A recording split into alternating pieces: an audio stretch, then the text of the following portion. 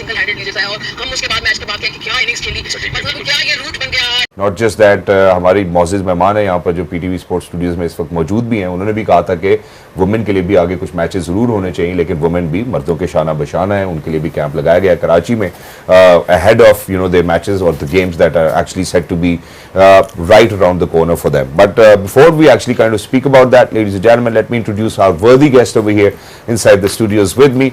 मेरे लिए बड़ी खुशनसीबी की बात है, अल्हम्दुलिल्लाह मैं जब भी इनसे मिलता हूँ मुझे बहुत ही फख्र महसूस होता है। लेडीज एंड जेंटलमैन, पाकिस्तान की वाहिद खातून क्रिकेटर हैं जिन्होंने आईसीसी हॉल ऑफ फेम में जिनकी इंडक्शन हुई है, ना सिर्फ ये बल्कि पाकिस्तान के लिए 2 गोल्ड मेडल्स भी लेकर आई हैं, Pakistan women's one day international T20 international की कप्तानी भी की है, और ऑफ द पिच और on the pitch trailblazer रही हैं बहुत सारी खवातीन के लिए, और ना सिर्फ खवातीन और बच्चियों के लिए बल्कि उन लोगों के लिए भी जो पाकिस्तान के लिए कुछ ना कुछ करना चाहते हैं। खवातीन और ज़रात, पाकिस्तान की शान, आन और मान, ये है विस्सा आमिर। हेलो, अस्सलाम वालेकुम, कैसी हैं आप? वालेकुम अस्सलाम, और आपकी इंट्रोडक्शन की बाद और अच्छी हो जाती है। Thank you so much for joining us. Wonderful to have you over here. So nice to have you amongst us as well. And it's a moment of pride and honor for all of us to work besides you. इन्हीं के साथ साथ खवातीन और ज़रात, आज मैं जिस शख्सियत का आपसे तारुफ करा रहा हूँ, मेरी मुलाकात इनसे गालिबन 2013 में हुई। माशाल्लाह बहुत ही एक्सपर्ट एनालिसिस करती हैं ऑफ द गेम, और मैंने कुछ इनके साथ प्रोग्राम्स भी किए, अंग्रेज़ी ज़ुबान में भी और उर्दू ज़ुबान में भी। बहुत ही तगड़ी ग्रिप रखती है जब हम क्रिकेट के हवाले से बात करते हैं। हमारी खुशनसीबी है कि आज हमें ज्वाइन किया है मिस लीना मोइन अजीज साहिबा ने। हेलो, अस्सलाम वालेकुम लीना, हाउ आर यू? वालेकुम सलाम Shahzad, how are you? Absolutely perfect, thank you so much for joining us, wonderful to have you over here. And इससे पहले कि मैं आप लोगों से कुछ सवाल करूं, मैं एक रीकैप तो दे ही चुका हूं अपने सारे ही देखने वालों को, लेकिन एक और यहाँ पे मैं जरूर बात करना चाहता हूँ इससे पहले कि हम जो है वो इस वक्त नामवर स्टैटिस्टिशियन है, दुनिया में कई लीग मैचेस हो रहे हो, वर्ल्ड कप हो रहा हो, ये ऐसे खिलाड़ी होते हैं जो अक्सर बाजिद खान के भी बिल्कुल साथ बैठे होते हैं और उनको बड़े नए नए किस्म के रिकॉर्ड्स बताते हैं कि अगर इस मैच में इतने रन इतने गेंदों पे बना लिए जाएं तो ये टीम जीत सकती है। इसके बाद कप्तान कहता है कि हमें इस बात का इल्म नहीं था। खवातीन और दुनिया जो है वो इनकी गर्विदा है। हमारे साथ आज हमें ज्वाइन कर रहे हैं मिस्टर मजहर। मजहर, अस्सलाम वालेकुम, कैसे हैं आप? खुशामदीद।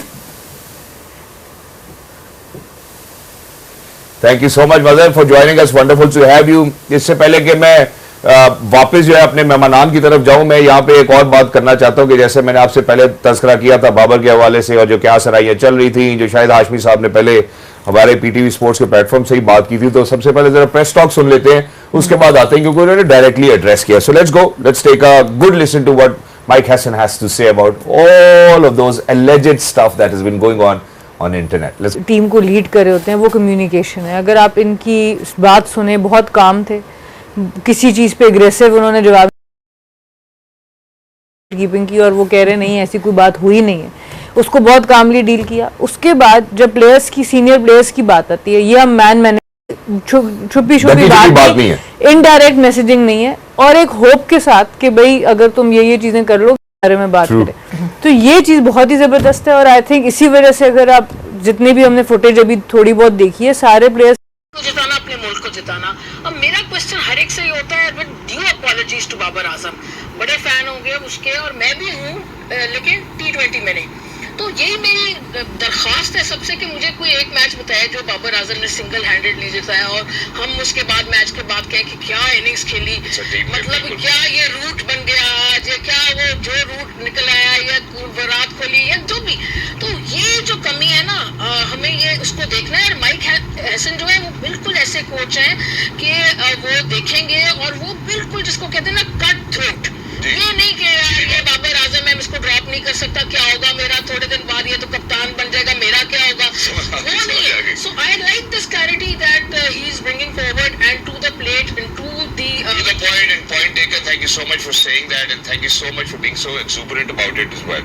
मैं जरा मजहर की तरफ भी बढ़ना चाहता हूँ, जरा काफी सारे हजार मील तय करके मैं जरा मजहर की जानिब बढ़ता हूँ। मजहर, जो आपसे मैं बात पूछना चाहता हूँ, जैसे जो अभी हमने प्रेस टॉक सुनाई है, इसके अंदर जो बाबर के हवाले से ऑब्वियसली उन्होंने डिबंक कर दिया, जो मिथ था वो तो ऑब्वियसली उन्होंने डिबंक कर दिया। फिर साथ ही साथ जो दूसरी बात की हम ओपनिंग में देख रहे हैं, शाहीन का फ्यूचर आप कैसे देख रहे हैं? हसन अली के हवाले से उन्होंने वेस्ट इंडीज टूर पे कहा कि हम वहाँ पे देखना चाहते हैं और प्रॉमिसिंग खिलाड़ियों को यहाँ मौका देना चाहते हैं। बांग्लादेश सीरीज को how important and how crucial can it be for Pakistan?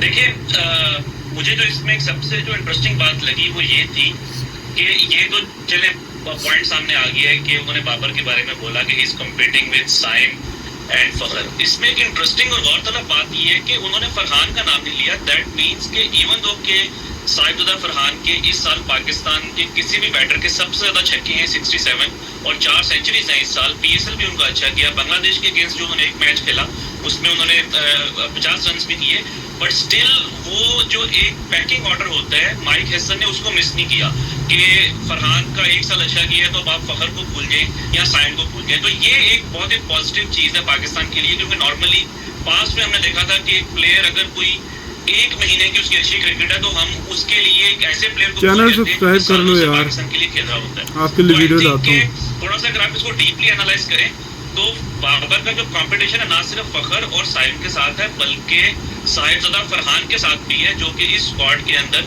Pakistan के बैकअप विकेट कीपर भी हैं। तो आई थिंक ये काफी इंटरेस्टिंग है। बट अच्छी बात ये है जो कि माइक हेसन ने भी की कि रास्ते अभी भी खुले हैं और आगे पाकिस्तान के पास इतनी क्रिकेट है, T20 क्रिकेट भी, और फिर बाबर ने भी बिग बैश लीग खेलनी है कि आपको आइडिया हो जाएगा कि आपका जो फाइनल स्क्वाड है वो क्या होगा वर्ल्ड कप के लिए। एग्जैक्टली लेकिन मजर इसमें जो बहुत ही अहम सवाल बनता है वो ये बनता है कि जो आगे वेस्ट इंडीज की सीरीज है क्या उसमें बाबर आजम को मौका दिया जाएगा, क्योंकि प्रीटी मच एशिया कप से पहले शायद बहुत सारे गेम्स पाकिस्तान नहीं खेल रहा है। जी आई थिंक अभी जो सिनेरियो जा रहा है उसमें तो अनलाइकली है, क्योंकि आप देखें जब आप न्यूजीलैंड गए थे तो वहां पे यंग टीम थी और इसी आप अग्रेसिव बैटिंग लाइनअप के साथ गए थे, मगर आप सीरीज 4-1 हार गए थे विदाउट बाबर एंड रिजवान। तो उसके बावजूद भी पाकिस्तान ने चेंजेस नहीं की और बांग्लादेश सीरीज में आपने दोबारा जो है वो यंग प्लेयर्स और वो जो कि हाई इंटेंट के साथ खेल सकते हैं उनके साथ आप खेल रहे हैं। तो ये अब जिस तरह की, क्योंकि डोमेस्टिक क्रिकेट में भी पाकिस्तान की कोई T20 क्रिकेट नहीं है बिफोर द वर्ल्ड कप या एशिया कप, ना कोई PSL है उससे पहले, तो I think the only way Babar and Rizwan can make a comeback या make a statement is through ODI cricket. I know कि डिफरेंट फॉर्मेट्स हैं, बट अगर बाबर आजम ODI क्रिकेट में कोई इस तरह की एक्स्ट्रा ऑर्डिनरी इनिंग्स खेल दे कि आपका 80 गेंदों के ऊपर 100 हो रहा है या कोई बहुत ज्यादा उनकी पावर हिटिंग उसमें अगर इंप्रूवमेंट नजर आए, देन मे बी आप ODI की फॉर्म के ऊपर जो है वो बाबर को T20 में कंसिडर कर सकते हैं। एग्जैक्टली ठीक हो गया। अच्छा मजर, हमारा यहाँ पे ना अक्सर हम जरूर बात करते हैं, शुएब अख्तर साहब ने भी इसका एकदम तस्करा किया कि फीफा की इतनी तरक्की कर गया और ICC इतनी तरक्की नहीं कर सका, लेकिन आज उसका एक पहलू, उसका एक सिरा हमें जरूर मिल गया क्योंकि Italy is qualified for the T20 world cup 2026। How do you see that, you know, newer teams coming in, becoming a part of the cricket fraternity, you know, we look up to them as well. Unfortunately जब America की inclusion हुई थी, जो America ने उसके बाद हमारे साथ किया, तो हमें तो शायद उसके बाद अमेरिका नहीं अच्छा लगा, लेकिन how do you see it?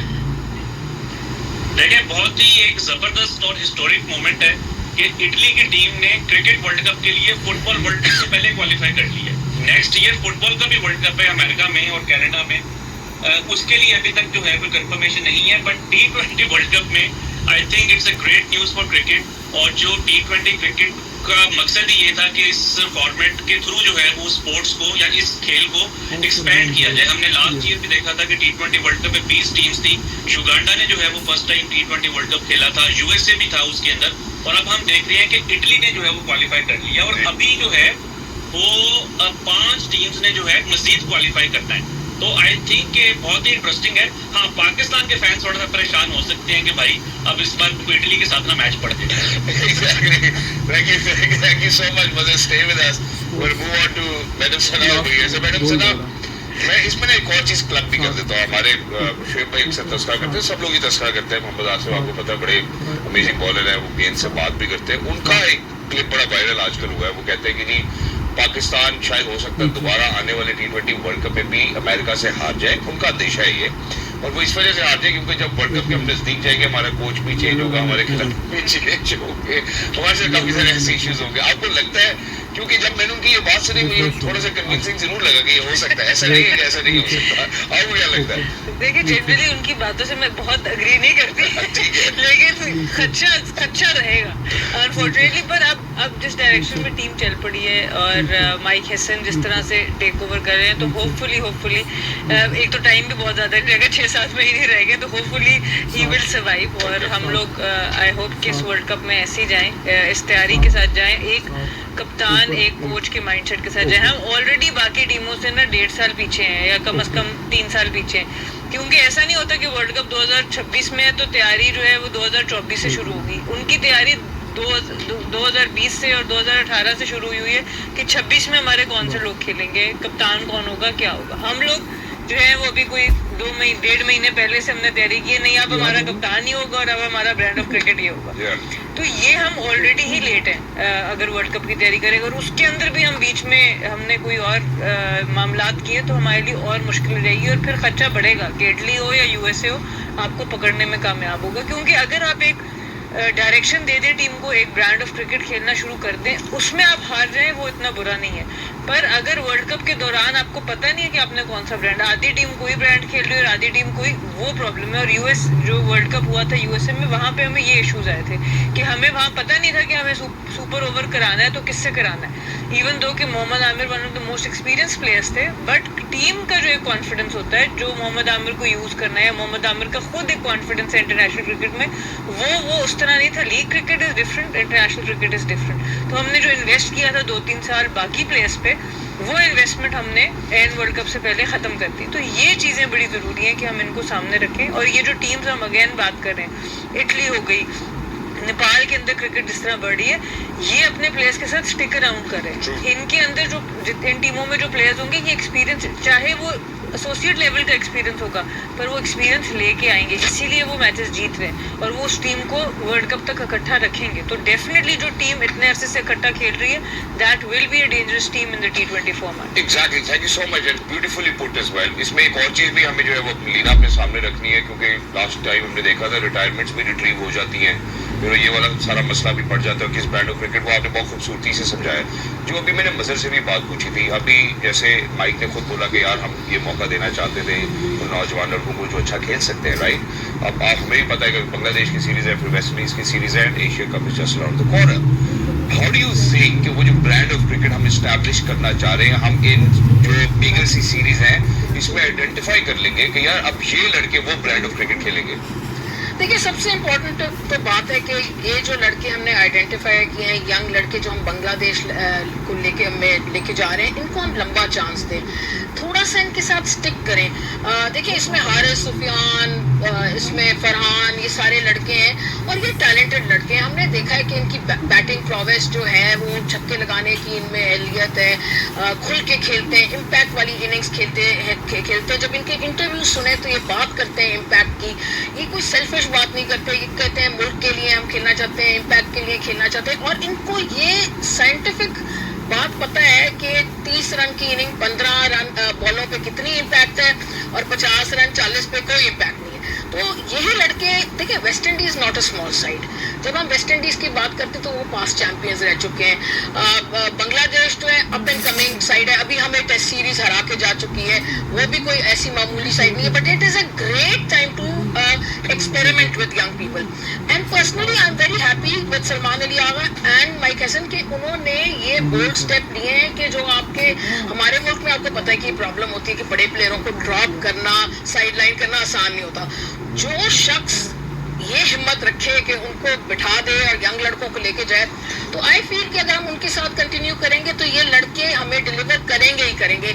This I can write it for you on a stamp paper कि अगर लेकिन ब्रेव होके ब्रोवाडो दिखाएंगे, उनके साथ कंटिन्यू करेंगे तो 100% ये डिलीवर करेंगे। And I think it's a great step, but you have to continue. Thank you so much for saying that, but obviously, you know, I think drop might not be a good word over here. मेरे ख्याल है जो clarity है mic Hesson की, मैं उसके हवाले से जरूर बात करूंगा कि एटलीस्ट हमारे पास एक ऐसी शख्सियत मौजूद है जिसको क्लैरिटी भी है, उसको पता है कि हमने रोल्स आइडेंटिफाई करे, रोल्स आइडेंटिफाई भी कर लिए, नए लड़कों को मौका भी दे रहे हैं, सीनियर प्रो प्लेयर्स को रिस्पेक्ट भी दे रहे हैं, उनका मोराल भी साथ साथ चला रहे हैं, उनको ये भी बता रहे हैं कि you are a plan of a wider spectrum. I think that's what we certainly need, and for somebody to be so precise and focused is exactly that we are actually looking forward to in Pakistan team as well. Mazhar, आप हमारे साथ रहेंगे, हम जरा एक छोटे से वक्फे की जानिब बढ़े, क्योंकि जब वापस आएंगे तो एक भारी जिम्मेदारी है जो हम आप पर डालेंगे, वो डोमेस्टिक स्ट्रक्चर के हवाले से है, डोमेस्टिक स्केड्यूल के हवाले से है। कुछ सवाल हम आपसे पूछना चाहते हैं, कुछ कुरेदना चाहते हैं उन पन्नों को जो कि माजी में शायद हम नहीं पढ़ सकेंगे।